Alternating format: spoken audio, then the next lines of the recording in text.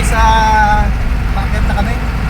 So, dinry kong mag-drive itong Elf. Medyo pinagdahinga ko muna yung aking kasamang driver at talagang matindi na rin ang puyat at pagod.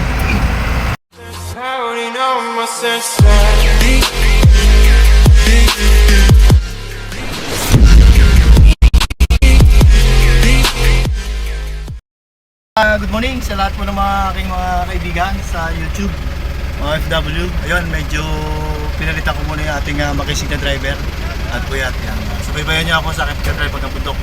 Let's go guys! Okay guys, bakit na kami? So, dinry kong mag-drive itong Elf. Medyo pinagdahinga ko muna yung aking kasamang driver at talagang matindi na rin ang puyat at pagod. May pakakit na. Kaya kita-kita tayo guys at meron pa kami nakakunting sibuyas sa taas. Extrahan ko lang siya guys. Tatry natin kung gaano kanina mag-drive dito. Guys, tatawag na. Pakit na kami. So kailangan natin magpalit ng gear. Baka magbasyo tayo. So, masyado na mataas.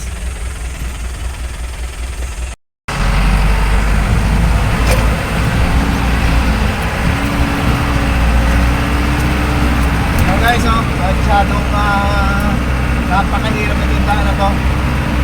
Kung nakita mo siya, bukod sa matarik na, makupa-kupa. Nakita mo guys. So talagang tinry ko lang na i-drive itong truck na to para malaman ko yung hirap ng ginagawa ng driver natin. Kaya nga bilib ako sa kanya dahil araw-araw yung ginagawa ito dito. So masama ako lagi na dito pero hindi ko kanina naisip ko guys na drive para malaman natin guys yung hirap ng pag-drive. Mahirap guys, ang sakit sa katawan.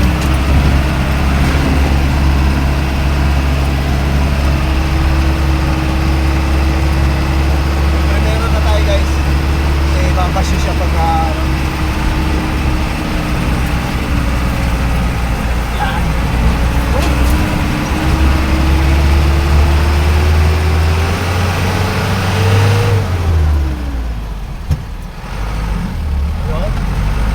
Meron pa isa guys, isa pang pihit na malupit doon, gusto sa gawiron.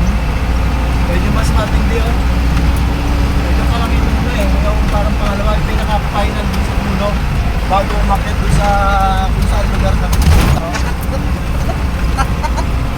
Hindi na guys, naglalaglagan na yung mga hindi dapat malaglag.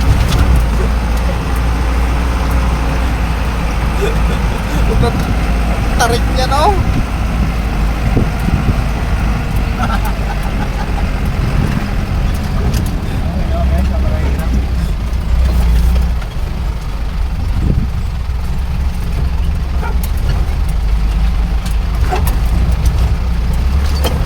Isang pihit pa tayo guys. Isang malupit. Isang malupit na primera rin siguro yun. Ano size na? Primera talaga yan. Parang mas makakalalim ko no? Tanay ko!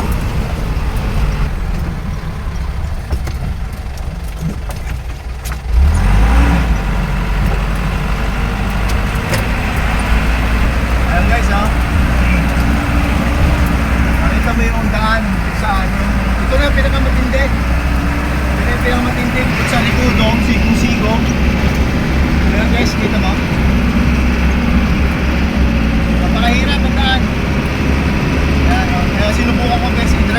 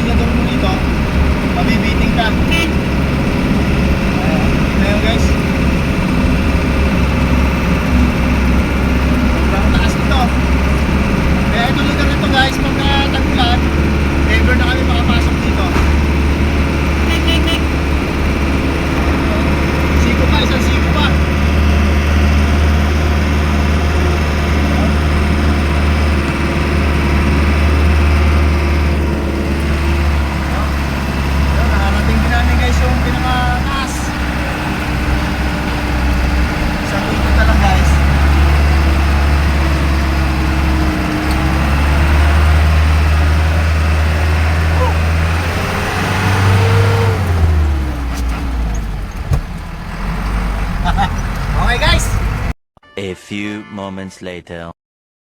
Ngayon guys, sarating namin yung yung destination. Ayun, awa ng Diyos. Nakarating kami rito sa kung saan kukunin namin bili ang sibuyas. So, na-try natin i-drive yung truck. Napakahirap. Ayan guys na yung mga sibuyas. Ito yung ating mga kasama.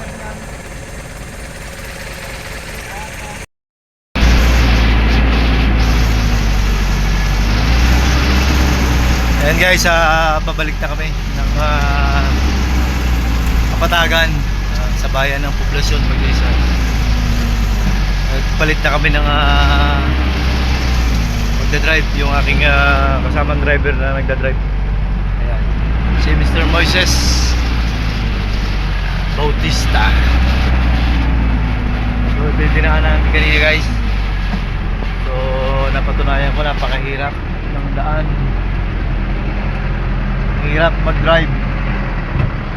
Nagreklamo yung ating mga pahay natin sa likod at tatag-tag sila ng gusto.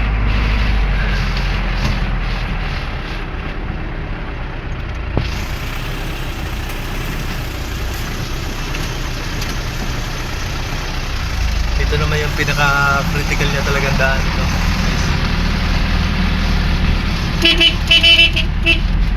Para kaming dumadaan guys sa sa butas ng Karayom.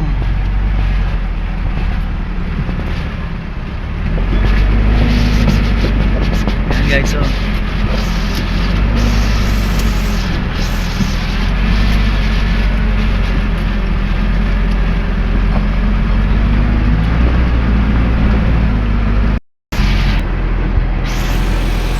ganda lang guys ng tanawin dito.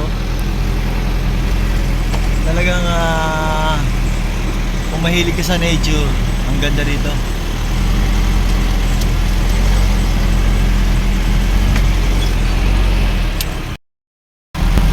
Ayun, may puting kabayo.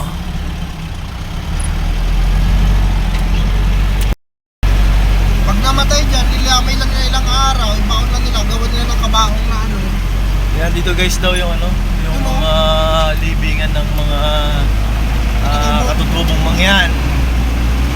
Dito hindi na daw nila inembalsa mo. So yan dyan sa baba na yan guys, tabi-tabi po. Yan, nandyan daw.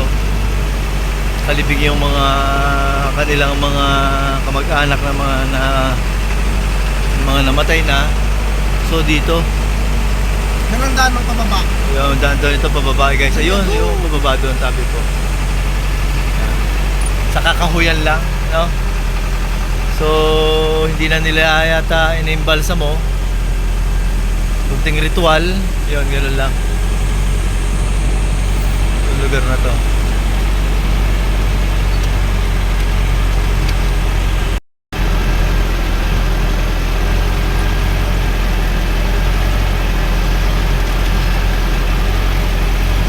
Ganda na lugar, nature na nature.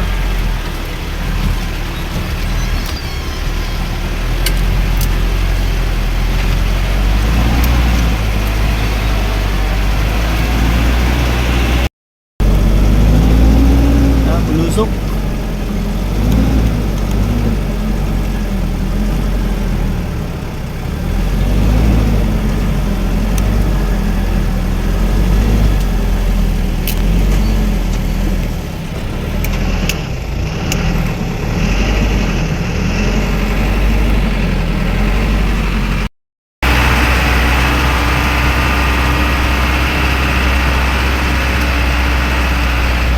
Guys, tulog na kami. Almost 12 PM. Tanghalian tapat. So mga isang oras pa namin sigurong babaybayin ito bago kami makarating doon sa aming bodega. Kaya medyo gutom na. Nari-merienda naman tayo kanina ng bagong malis. So may panlaban tayo sa gutom.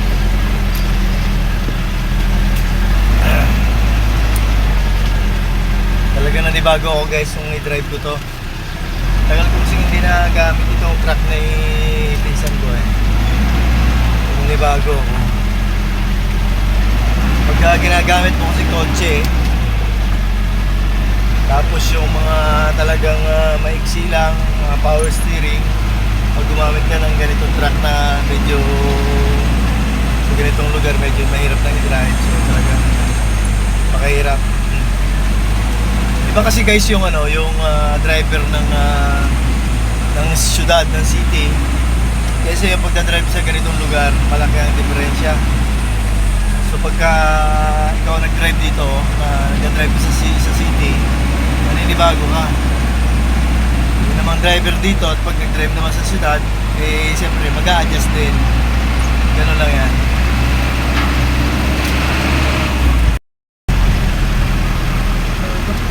Masalukuyan guys, nasa gitna pa rin kami ng kagubatan.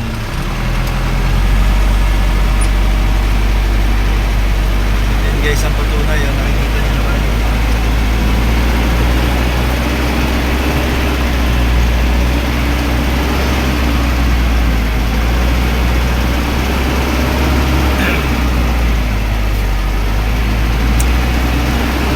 Kailangan lagi naka-engine brake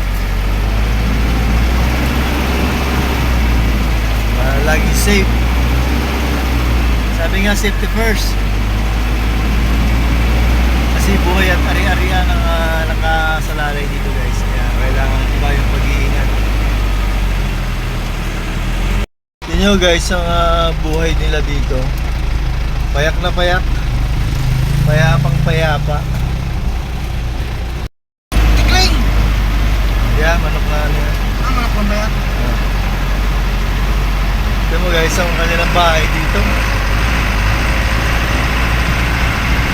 Napakapayak, walang kuryente dito guys.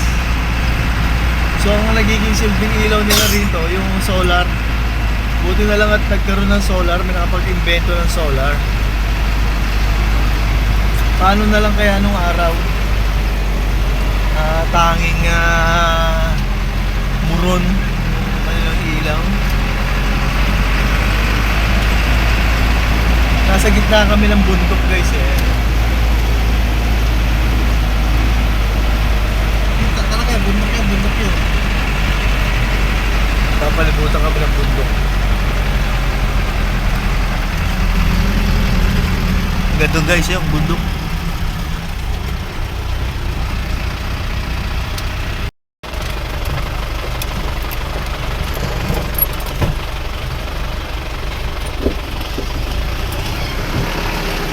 Yun, nakakita namin guys eh.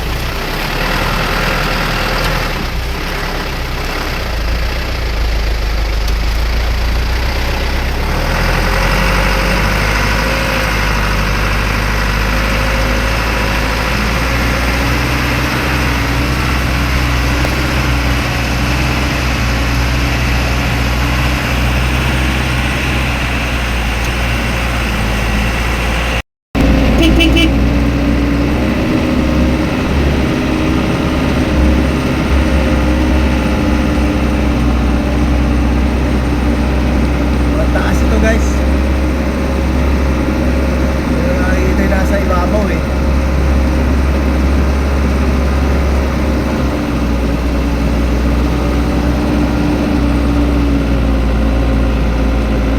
Ayun, naka-on din.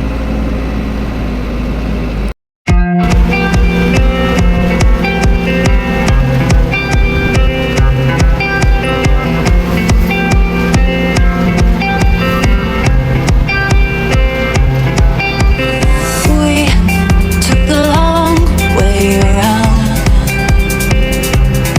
running through the fields and the back streets just to get away.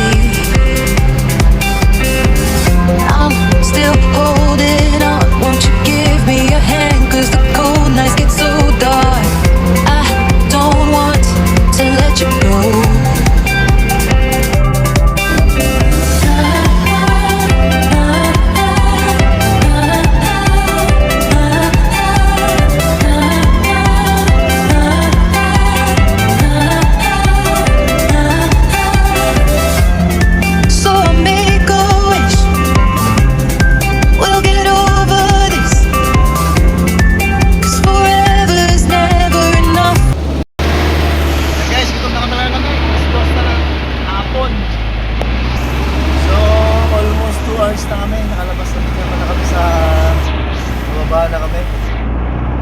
Talaga gutom na. Hindi naman pwedeng magpatakbo rin ko lang mabilis. Diba? So, kailangan talaga na kanyang pressure.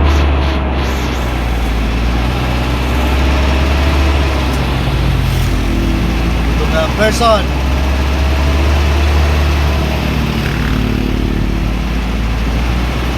Mga kaibigan po dyan sa ibang bansa, kamusta po kayo? Sa mga OFWs, saan?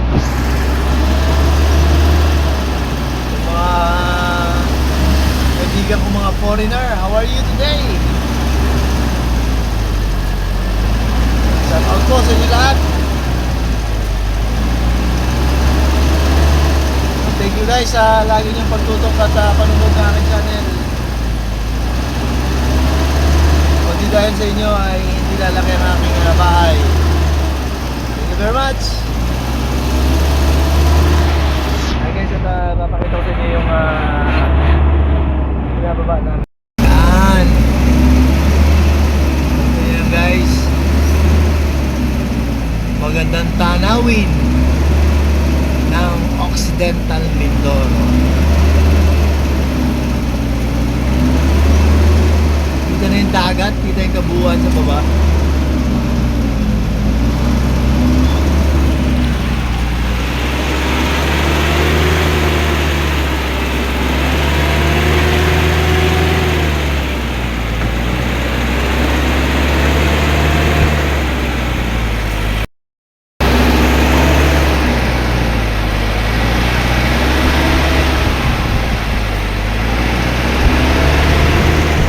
Yan, yung ating pagbaba.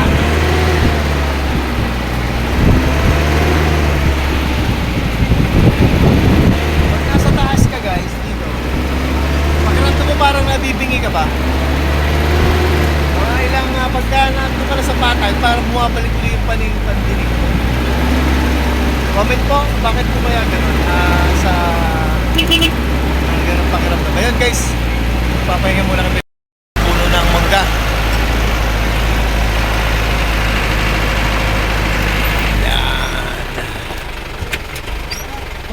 At mainit ang preno.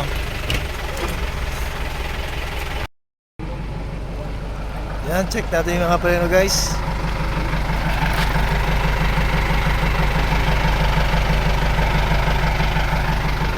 Are you sure? Are you sure?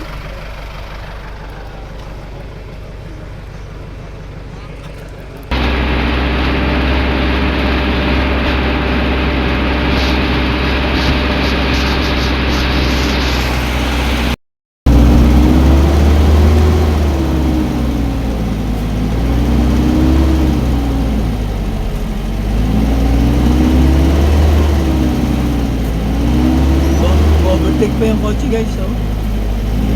Pabulusok yan eh. Kaya marami na aksidente dito guys eh. Ano nila, panayad na to. Pero bulusok pa to. Tapos makita dyan na, biglang overtake. Yun. Kaya yung mga driver na hindi ko alam kung ano yung pinaglalaban.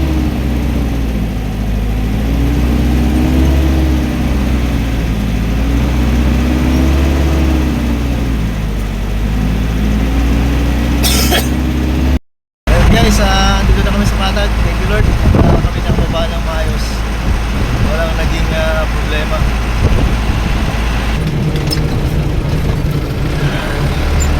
Kunting oras na lang kami makakarating na guys sa aming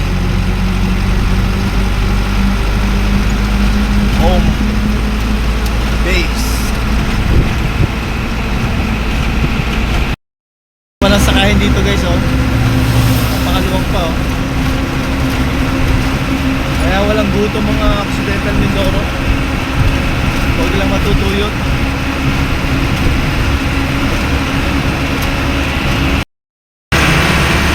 Daming asin. Dito tayo sa poblasyon guys. Ating narating na. So makakapag-lunch ng person.